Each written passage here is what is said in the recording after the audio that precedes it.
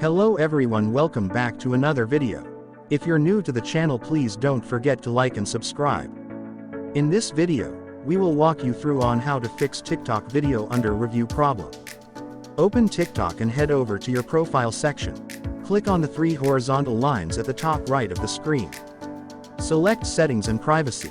Scroll down and click on Report a Problem. Click on Feed and Playback, then select Playing Videos.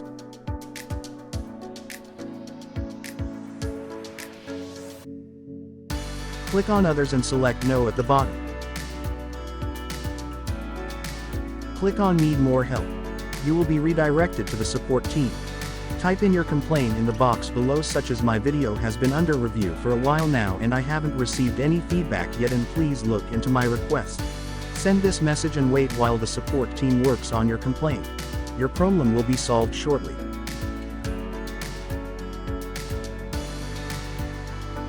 That is it for today, and thanks for watching. If this was helpful, leave a like and subscribe to the channel.